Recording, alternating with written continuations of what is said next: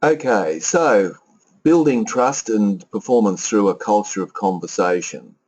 I honestly believe when you strip it all away, an organisation is really just a collection of people who are working towards an end, a goal, a similar or shared particular position.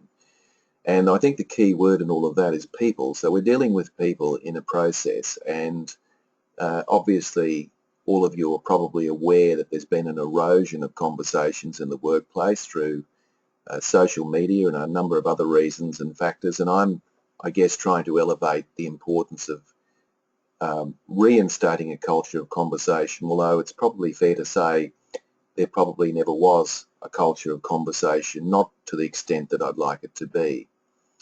So what are we going to be covering? There's basically three things I'd like to cover in the broadcast, this short broadcast. I want to talk firstly about some of the barriers. In fact, 10 of the barriers that are there that create barriers to having conversations. And some of those barriers are physical, some of them are psychological, some of them are just in terms of beliefs of what managers believe their role to be. I want to cover the 5 conversations framework, and many of you are probably aware, and just looking at the list, I'm sure many of you are using this framework in your own workplace, but I just wanted to cover off on that because that's one of the frameworks that we can use to build trust.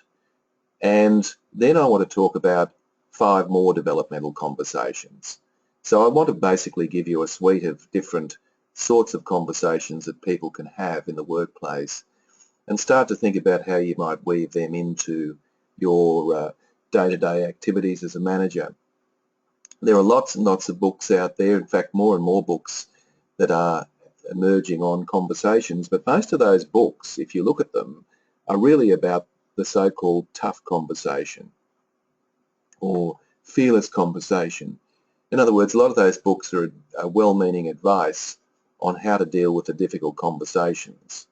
But I think we need to be having more conversations generally, not just the difficult ones, but some of the positive ones as well. So hopefully I can elevate people's awareness around that with these 10 different conversation models I'm going to share with you. All right, so let me say a few words about conversations, because I think let's start right back at the beginning. In one of my books with co-author Aubrey Warren, we state that organisations are conversations. So one way of conceptualising an organisation is a range of conversations going on day to day. Some of those are going on in the boardroom, some of those are going on in the lunchroom, some of those are impromptu, some of those are organised, some of those are happening in the hallway. There are conversations occurring all over the place. And so really it's just about elevating the quality of those conversations and perhaps even the quantity as well. So organisations, if you think about it, are really just a series of conversations. As I said, they go on in the lunchroom and the boardroom and the office, the highway, the car, even the bathroom. There are hundreds, thousands, tens and even hundreds of thousands of conversations every day. Some of those conversations are long, some of them are short, some of them are meaningful, some of them are trivial, some of them are formal, and others informal, some pleasant, some others are unpleasant. Some are structured, others meander.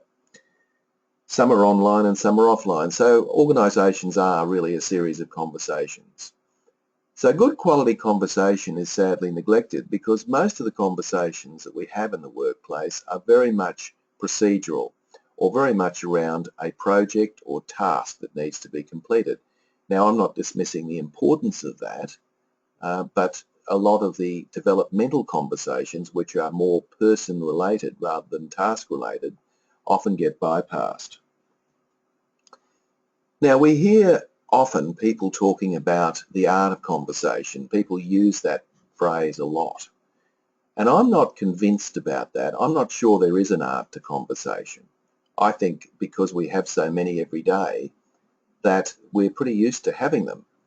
Now, obviously some conversations require more skill than others, particularly those difficult conversations, and sure, it does require some skill, but to suggest that conversation is an art form, I think, is going too far. And I raise that because I think that's one of the reasons that we don't have conversations, is because we assume that it's all too difficult. I had a manager the other day say to me, look, we're not ready for conversations. And I said, what do you mean? He said to me, well, we just aren't skilled at having conversations. I said to him, well, the best way to get skilled at it, if that's your view, is to get in and have a go and to actually start to converse. We've lost the need have we lost the need for conversations? That's another interesting question. I wonder whether we've actually lost the need for that. I mean, if you are in public transport, I mean, it's midday here in Brisbane, but wherever you are in the world, if you're going home from work and you're going back on public transport, a train or a bus, just look up for a moment and have a look around at all the people on the train or the bus. I'll guarantee to you that the majority of them will have their head buried in some sort of electronic device. And while all that happening at once, you could look up from your own electronic device for a moment, and then when you get home, you'll turn on another electronic device, which is usually called a television, and all the while perhaps making some updates to your Facebook account and so forth. So we're living in a world where we're constantly staring at a screen.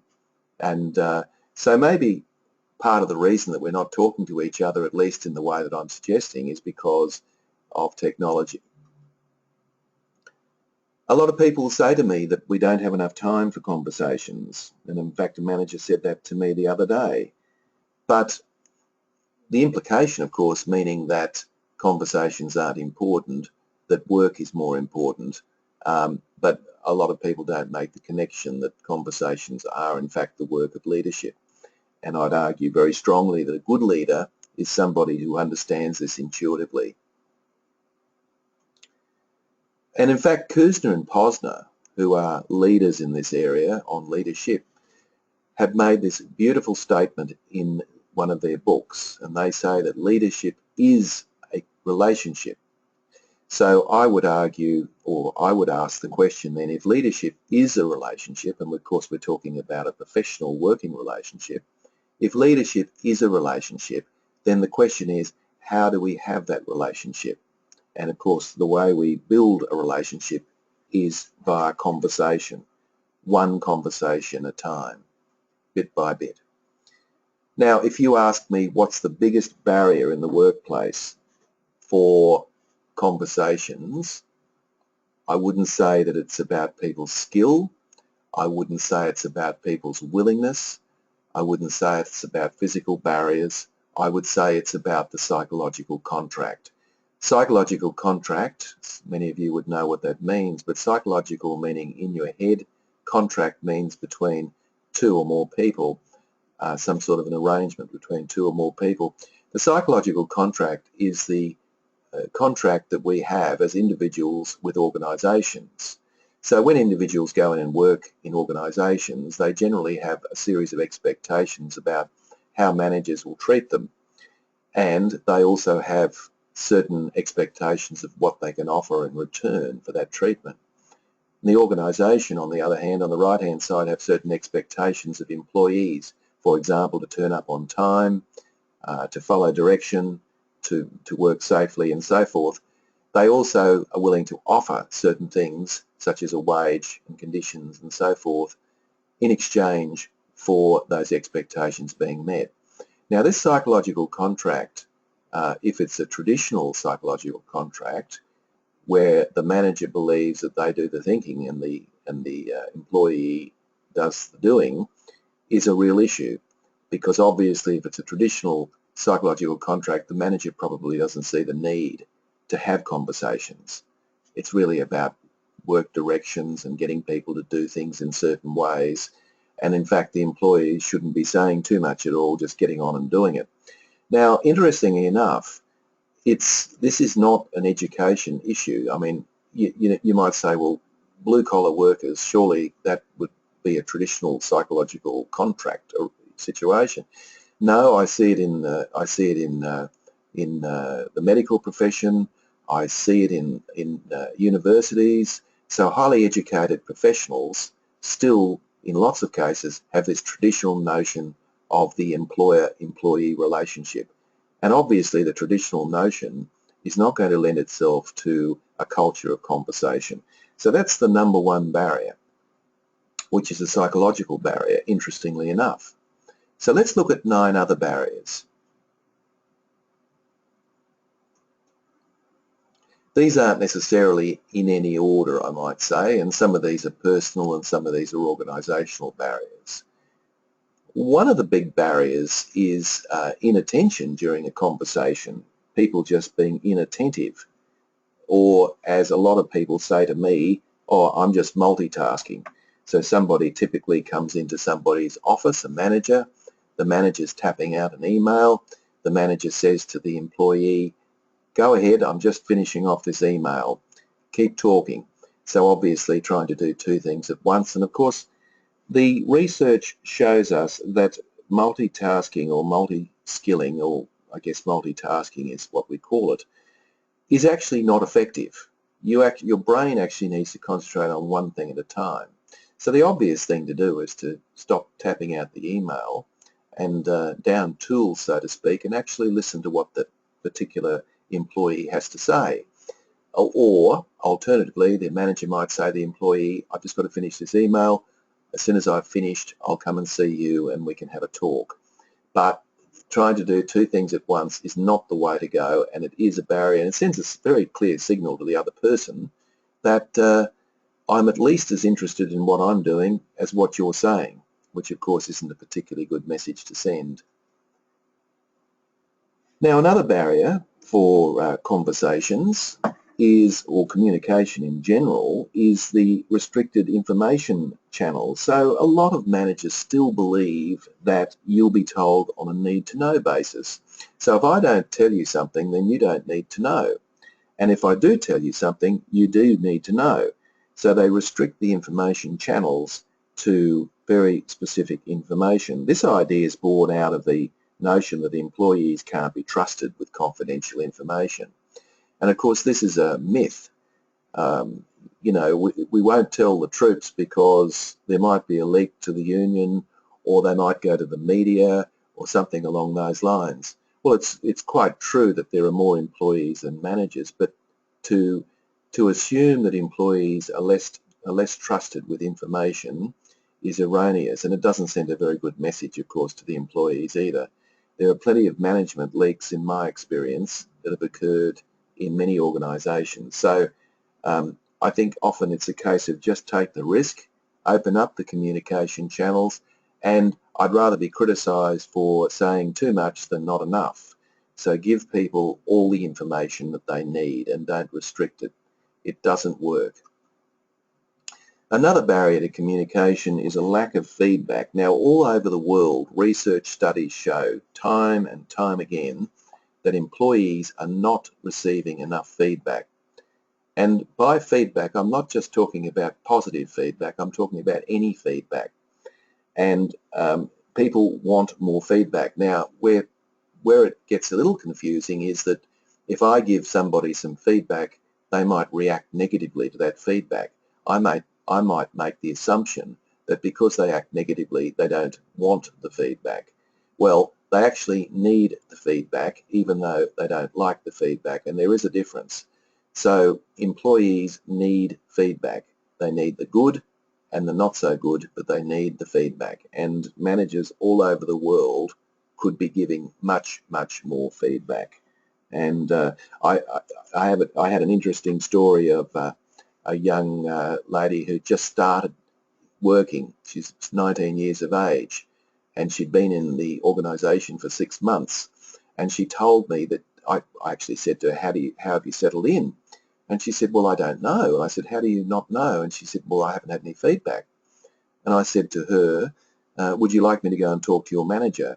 And would you like me to sort of tactfully ask him to give you some feedback to let you know how you've settled in? And she said, that's wonderful, I'd love you to do that.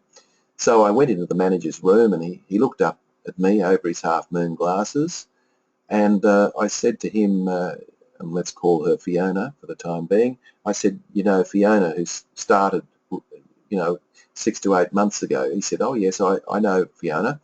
She settled in well. I said, oh, that's good to hear.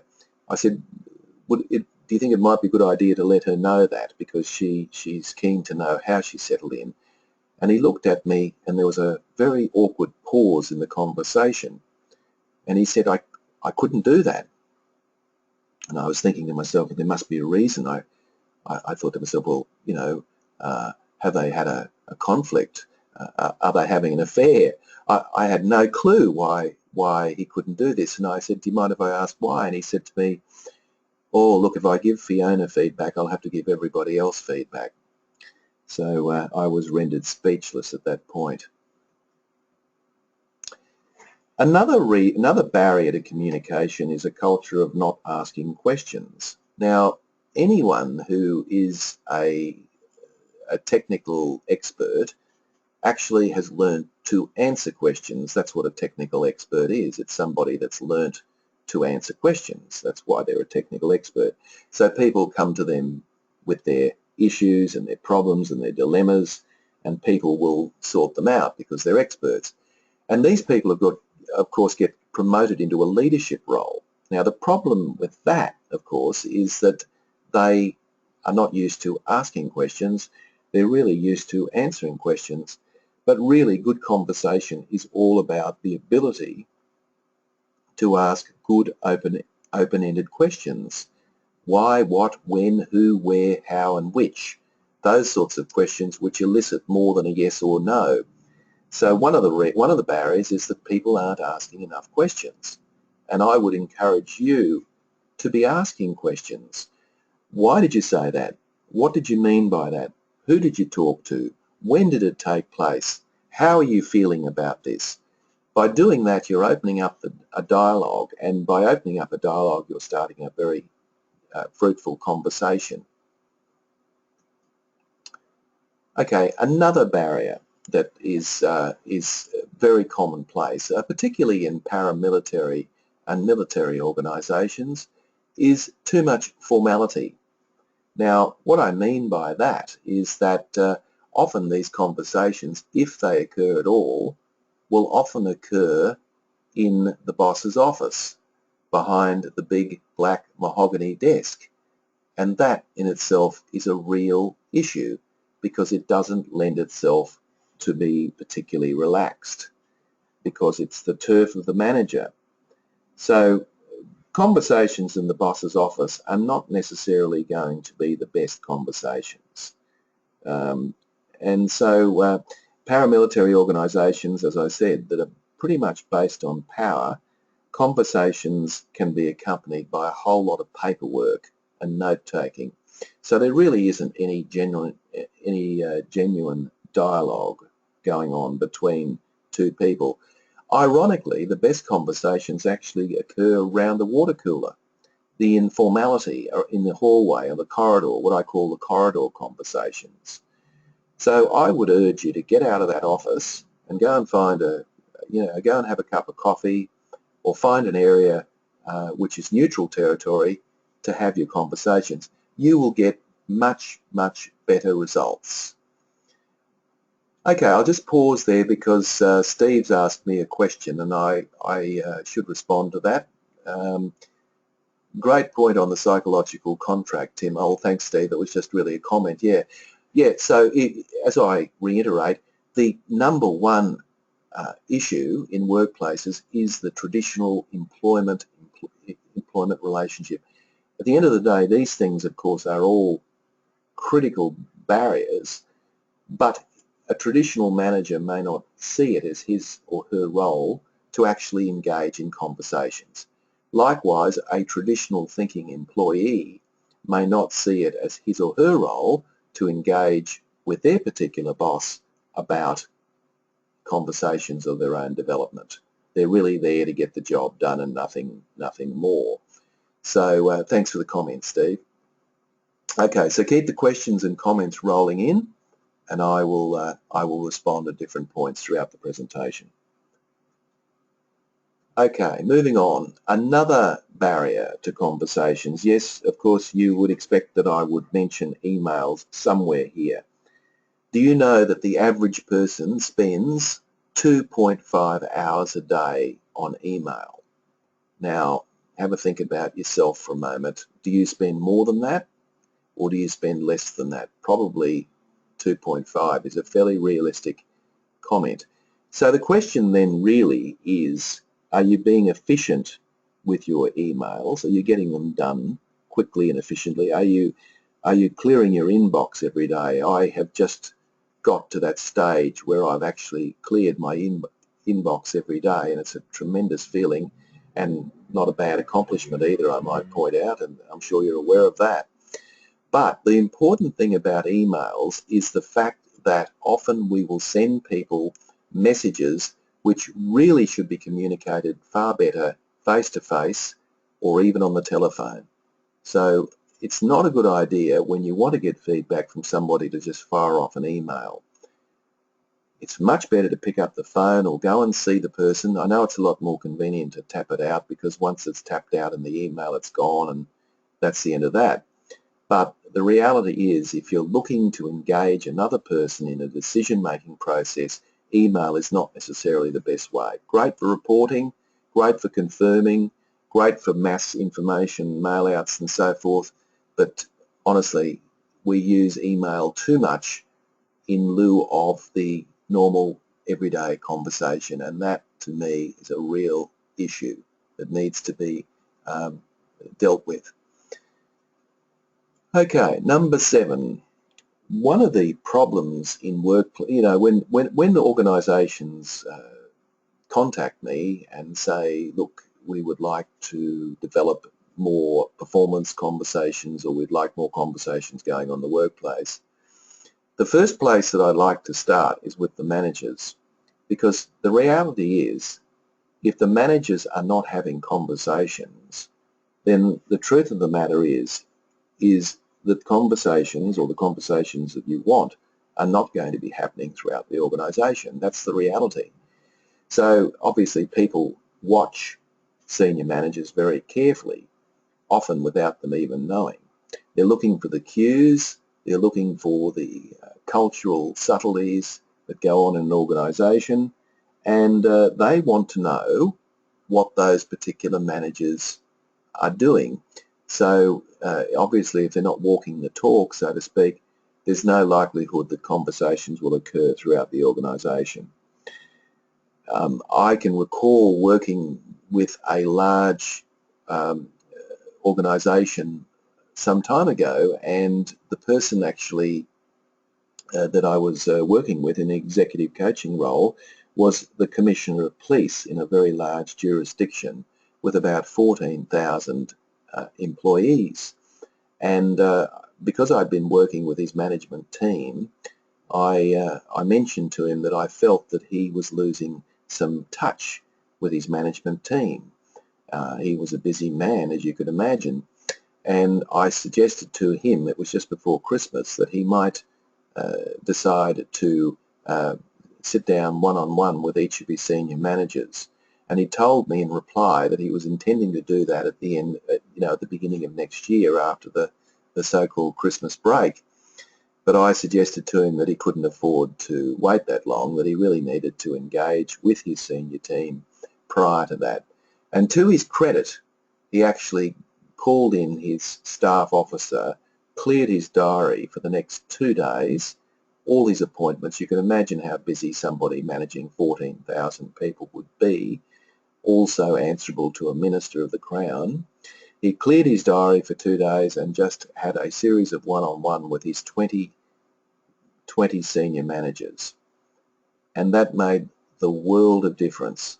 So much so, in fact, that they themselves started having conversations with their particular team members and so forth. So something as simple as that reverberated throughout a very large organisation, and it made a huge difference to morale, because these people had an opportunity to let the police commissioner know what they were thinking at the time.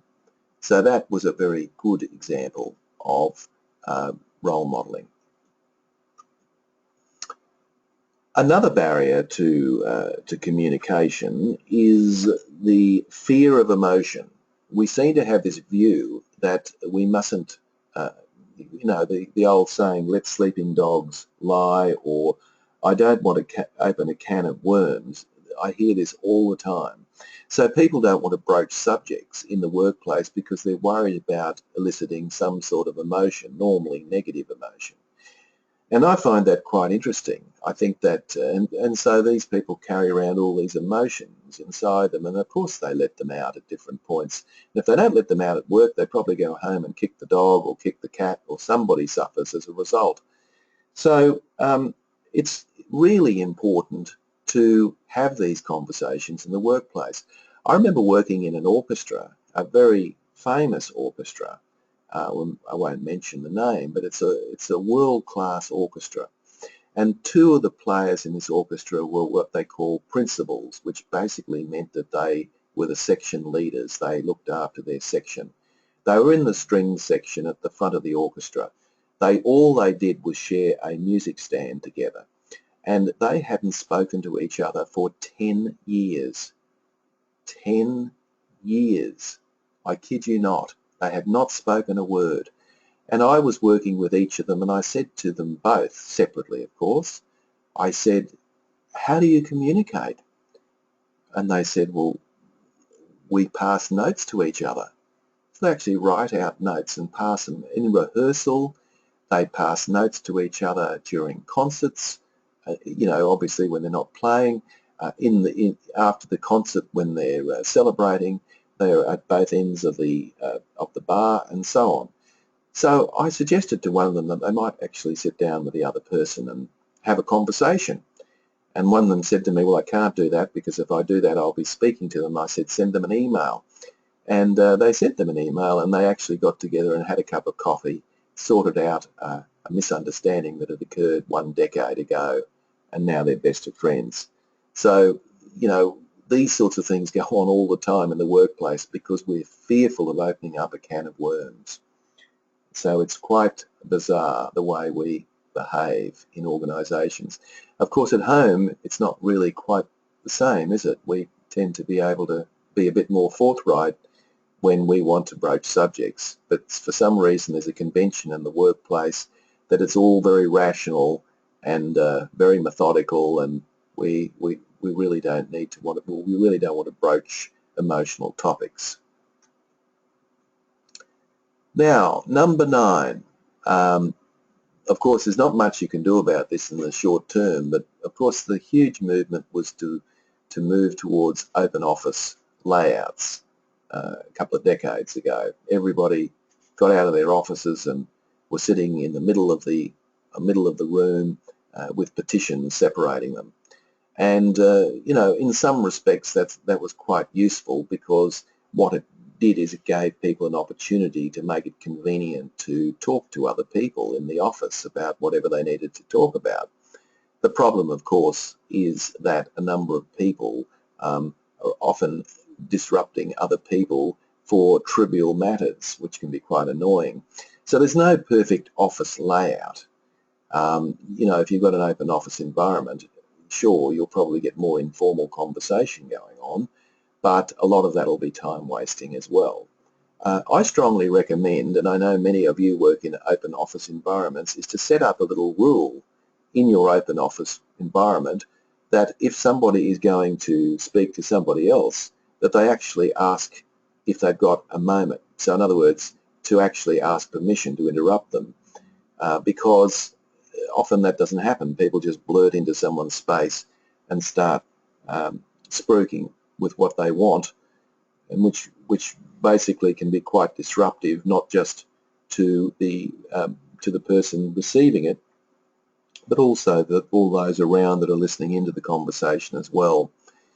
So office layout can be a problem, particularly when you've got sections of the business that might be on another floor or in another city or another country, and often what happens is the old adage of out of sight, out of mind, and therefore the communication links aren't quite as strong because we don't see the people every day, and you get this criticism that we're not communicating with people in outer, in geographical areas away from head office, and that can be a huge issue as well. I'll just pause here because we've got a few questions that I'll respond to now. What insights would you have into why these barriers have been maintained and the inertia to change is still so strong, even though staying the same is serious implications for the long-term performance? I think the reason comes back to my number one barrier, which is the psychological contract. I think we have to fundamentally change our whole perspective about what leadership is all about. Instead of being the boss who knows all and the conductor of the orchestra, we need to become an active participant. We need to be more emerging. We need to indulge in what we call emergent leadership. We have to take situations from where they're at and build on them. And I think we are still, at this time, have this frame of reference in our head that leadership is all about giving directions and orders and all the rest of it. I think it's a psychological barrier more than anything else. So I hope that sort of responds to that question, because to me, that's the number one reason. Okay, so there are the 9. Now I'm aware that some of you would be aware of the 5 conversations framework or even using the 5 conversations framework. But for those that are not, let me give you a quick overview, because this is one of the frameworks that you can use in your workplace that will start to encourage and cultivate conversations. And I should say to you that by just suggesting to people that they should be having more conversations is not going to work. Because what will happen is people will all nod dutifully, think it's a great idea, and then what will happen is busyness will get in the way and people will go back to their old habits. So you actually have to have some frameworks in place to actually create a conversation culture. It's just like we all think mentoring is a good idea, but unless you've got a mentoring program happening, it's highly likely that mentoring will not happen in the workplace, certainly not on a grand scale. So the 5 conversations framework is simply a process where we have 5 conversations, each of about 10 to 15 minutes in duration, that happen once a month. So basically over a 5-month period, we're actually having 1 conversation each. So there's 5 conversations in a 5-month period. So I suggest that an organisation should have 2 rounds of the 5 conversations framework a year.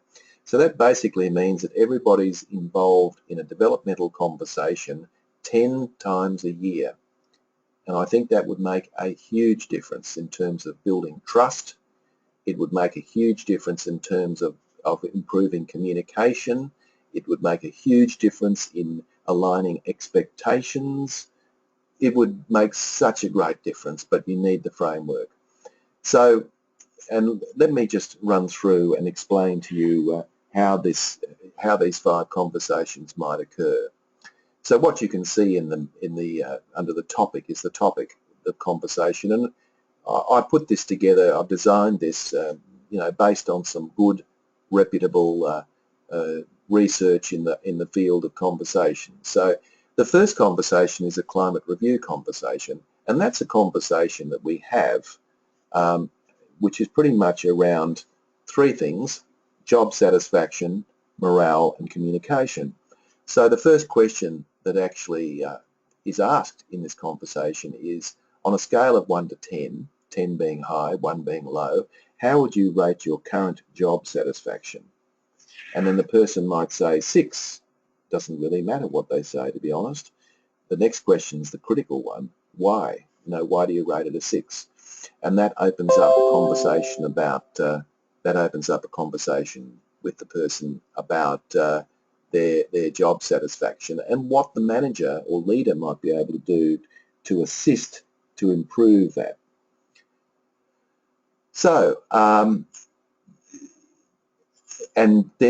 so we start with a very easy conversation around that. And we talk about morale and we talk about communication. Then we move on month 2 into a strengths and talents conversation, and this is really around working with people's strengths. So strength-based psychology that's been around for about 20 to 25 years basically argues that really we should be starting with what people's innate talents are, rather than going straight for what they're not good at. But our society, of course, teaches us that it's all about improving your weaknesses. But in actual fact, you'll get a far better return on the investment of time and effort by working on a strength rather than trying to overcome a weakness. So by working on a strength, we're actually asking people to come to this conversation to consider some of the things that they're good at in the workplace. So for example, if somebody's good at dealing with clients or customers or patients, and they mention this, then maybe the conversation might constructively move towards how we might better utilise that strength in their current and future roles. Month 3 is opportunities for growth, and at some point we've got to talk about things that people need to work on because we've all got them. And again, the employee is expected to come to that conversation having thought carefully about 1 or perhaps 2, but no more, areas that they could work on to improve. And the reason why the employee comes to the conversation with that in mind is that they own it. They've had to think about it. And I've got an online system that actually records all of these conversations, and you can actually then, plan carefully what you're going to say in these conversations if you're on the receiving end of a conversation. So obviously that conversation's about improving performance standards. So you could imagine out of conversation 2 and 3, strengths and opportunities for growth, there's likely to be a lot of learning opportunities that have fallen out of those 2 conversations.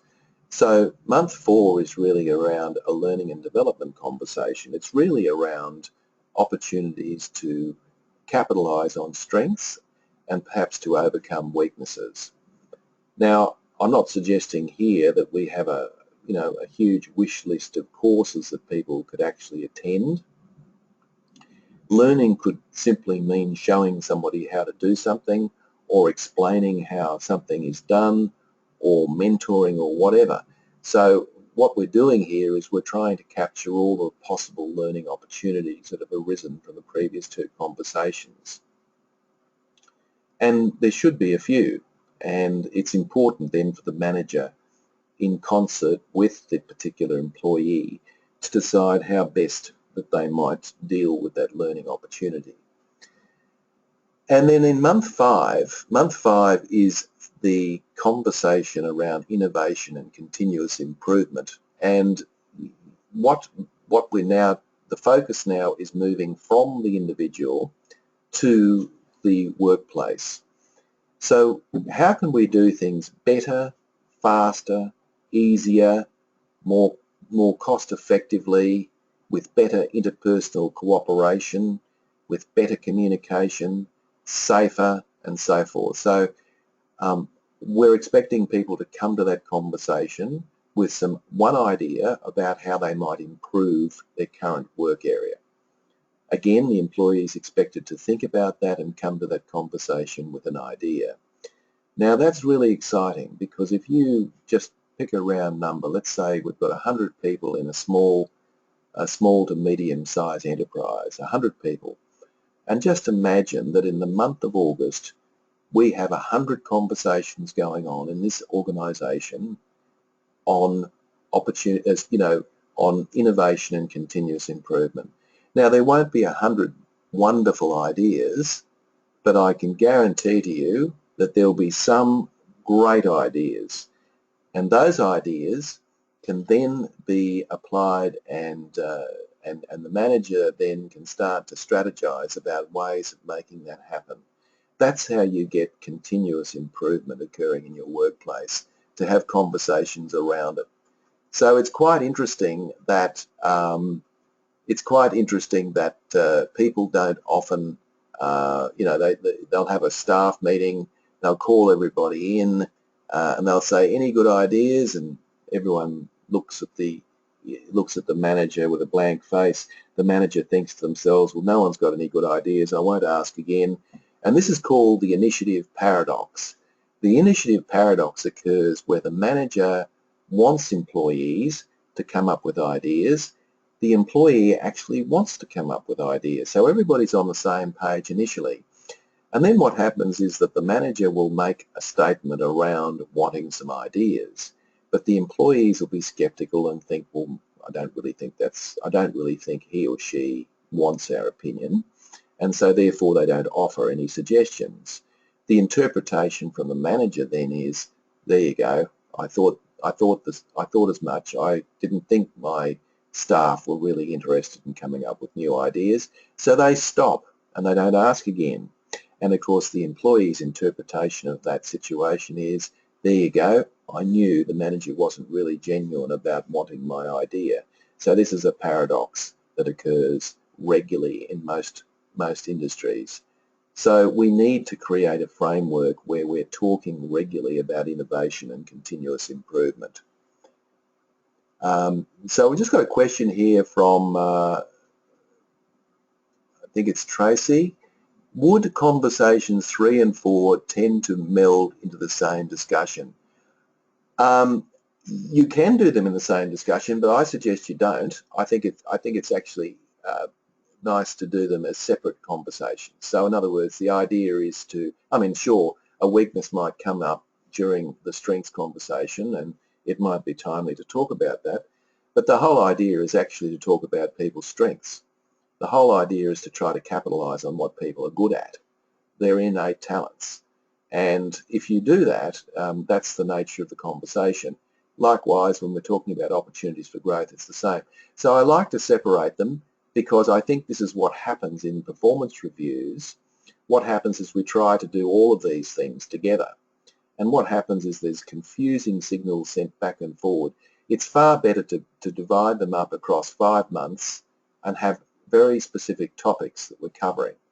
And that way the conversation is very clear what we're trying to do in that conversation. So I think whilst it's possible that we could talk about both, I think, Tracy, the idea is to actually separate them. I think that's a much better way to go. I see you're talking about conversation 3 and 4, which is opportunities for growth and learning and development. Again, I think I would try to separate those, because if you're starting to talk about L&D during month 3, you might be missing the point about what it is that the person actually believes to be their area of growth. So let's just get it out there. Let's just talk about what people need to work on, and then they know, if they've adopted the 5 conversations, they know that during the next month you will sit down with them and talk about ways and means of actually filling that gap in their development. And of course it gives time and space to think about how that gap might be developed as well. So I think it's better to separate them. Again, it makes it far cleaner and much better to do things that way. So that's the 5 conversations framework. So I would, I'd encourage you to think about that. If you would like more, information on that, by all means, send me an email, and I'm happy to talk to you further about that. Or if you're interested in the online system, I'm happy to show you that via this medium as well. Okay. Now, there are 5 more conversations that I would like to cover, because the 5 conversations is a framework, but here are some other conversations that I think are critically important and often don't happen. So one of those conversations is a coaching conversation, and a lot of people say, well, I don't think coaching really is a conversation, but it really is. It's a developmental opportunity, or it should be, not really an opportunity to bark out some orders. It's really an opportunity to help people grow and develop. So it should actually be a conversation rather than just a set of instructions. So it can range from a briefing on a project, you know, or it can range, it could be a debriefing on a project as well. In other words, what went well, what didn't go well, what would you do differently? So there's a lot of writing out there on the leader as the coach, and I think that's great. And I think that good leaders are actually good coaches. So there is a coaching conversation that I think is really important. Another conversation that I think is very important is the mentoring conversation. The mentoring conversation is less formal and less structured than a coaching conversation, but it is nevertheless a very productive conversation when it's done well. So it's usually informal, it's usually about sharing, it's usually about using critical incidents to talk about. So any of you in this broadcast that's had a great mentor in your career would actually absolutely understand the value of a mentoring conversation, or two or three or four. So mentoring conversations have to become critically important as a conversation piece during our day-to-day working environment. Number three, or the third one here, is a delegation conversation. Again, it is a conversation, or it should be a conversation. It shouldn't be just about barking orders about what needs to be done. So delegation should be a two-way dialogue. It should be a development process more than anything else. And so if you're delegating to somebody else, it should be with the spirit of wanting them to improve in their own capacity. And if you can take that into the delegation conversation, that would be a good intention, rather than I just want to get this off my list because I don't like doing it, or it's inconvenient, or whatever. Delegation is a developmental conversation, and it should be seen as such. And I think that's quite important. Okay, a visioning conversation, and I find it really interesting that this is a conversation that managers don't have at all. A visioning conversation is not necessarily a motivational conversation. A visioning conversation is about sharing the why. Why are we doing what we do, and how can it assist us to achieve our strategic direction? So the visioning conversation is explaining the rationale for why something should happen the way it should. So look, just as a very simple explanation, let's say that there's a production area, and let's say that the production manager asks one of the production workers to sweep the floor of the production area at the end of the day, which in this case perhaps was an unusual request. Now, normally he or she might ask that to occur, and the person will probably go off and do that grudgingly. But what about if the manager actually said to the person, I want you to sweep the floor and I'll give you the reason for it. We've got a client or a customer coming through, or a potential customer this afternoon. He's looking over the business because there's an opportunity for him to order a huge amount of product. And what that'll mean is it'll mean that we'll be able to grow and expand in the future. And so in order to do that, we need to put our best foot forward and make a great impression. That's why I'm asking you to sweep the floor. All right, it makes a lot more sense. I'm explaining the why. So it's really important. And I think there's two reasons why managers don't do this. One reason is that they assume that the other person has got it. They understand the why. Well, that's a dangerous assumption. It's not always the case. The other reason they do it is because they assume, it takes time.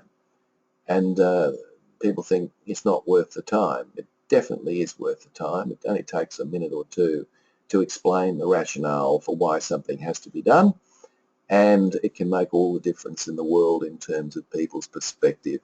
So I strongly urge you to indulge in visioning conversations. Another conversation that's sadly neglected, interestingly, is the encouraging conversation. So the important but sadly neglected conversation managers can have is to encourage employees to undertake challenging projects. We all need encouragement from time to time, although I think some managers assume that employees, it's not their role to encourage people, but I definitely think it is. So what about sitting down and encouraging people? I'm sure we've all had or been on the receiving end of an encouraging conversation at some point in our career, and we know that with the right timing and the right spirit, it can make a huge difference. We have all been on the receiving end of a discouraging conversation as well, and that's not particularly pleasant. So it can make a huge difference to somebody's motivation to encourage them in some way. And because we all have self-doubt, we're all insecure, we all believe at some point that we're not good enough. That's the reality of it.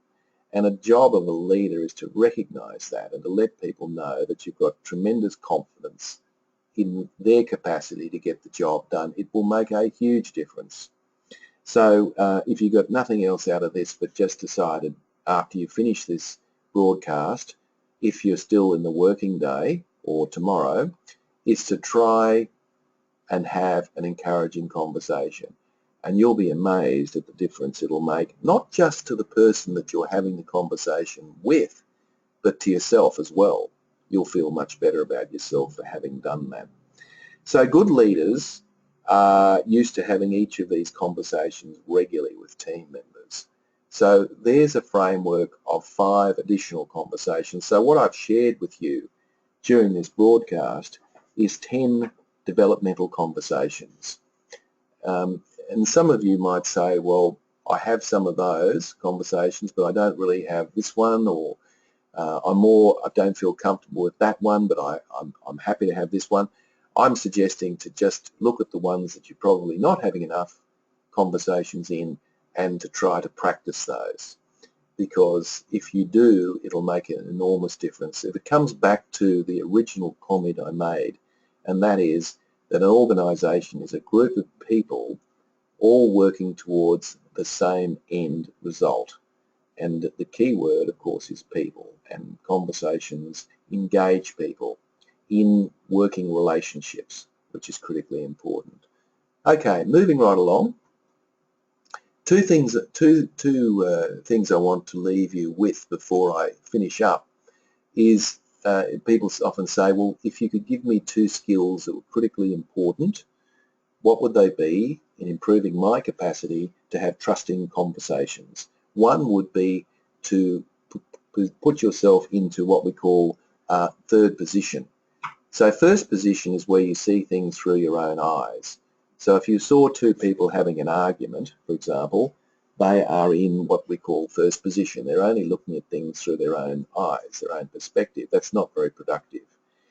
Second position is where we stop and try and understand and empathise with the other person. Doesn't mean we agree with them, but we at least understand where they're coming from, and that's a more constructive place to be. So as a leader, getting into second position fairly quickly is important. And as I said before, you don't have to agree with them. Third position, on the other hand, is an even better position. That is where not only do I understand the other person's perspective, and I still have my own point of view, but I can also understand the lie of the land. I also have a perspective on this in the context of the situation that we're in. A bit like an analogy of a helicopter, going up in a helicopter and looking down at a forest. All you can see is a sea of green. You know there are a lot of trees there. You can't obviously see the trees, but you can see the landscape. So third position is the position that a leader needs to be in. And the other point, and I alluded to this earlier, is that good conversation is about questions. It's not about answers. So ask people, be curious, use open-ended questions, why, what, when, who, where, how, and which, and you will find that you'll get the other person talking, which is precisely what you want, because a good conversation is two-way dialogue. and sometimes you need to ask questions in order to steer the conversation, and that's the way to do it. So get good at asking questions, even though your training undoubtedly has been in answering questions if you come from a highly technical field. All right, so that pretty much brings us to the end. So if you've got any last questions, just type them in there, and I'm more than happy to respond to those. A couple of quick things before I finish up. I have just, I'm in the middle now of a lunch and learning series for leadership, and it's a very cost-effective 6-module, 1 hour at lunch learning via webinar series, which is enormously popular. I just released my first lot, and so popular was it that I've now started another one which will be coming up soon. So if you're interested, I can send you a brochure on that, and I'm sure all your questions will be answered in terms of the cost and the topics and the dates and so forth will all be in that brochure. So lunch and learn is a popular process. The other thing I'd say, if you're interested in attending any more of my free webinar series, you just have to go to my website, which is on the screen there, and you just click on the, I've only got a few left for the rest of the year, but you can just click on the label there and just simply register as you did for today. So and they're free, and happy to share my knowledge with you. And finally, if you're interested in a 30% discount on any of the books, my books, then please send me an email, and I will arrange that for you. So 30% discount for you for registering on my webinar. So that pretty much brings us to the end. And so if you've got any other questions, please don't hesitate to send me an email, because I like to make this as interactive as I possibly can. I'm more than happy to answer those, and I will answer those for you. So I'd just like to say thank you very much for your attendance.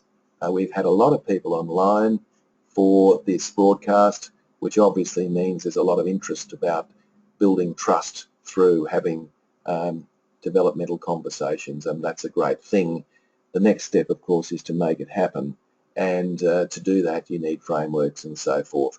So I wish you all the best, and thank you very much for your attendance. Thank you.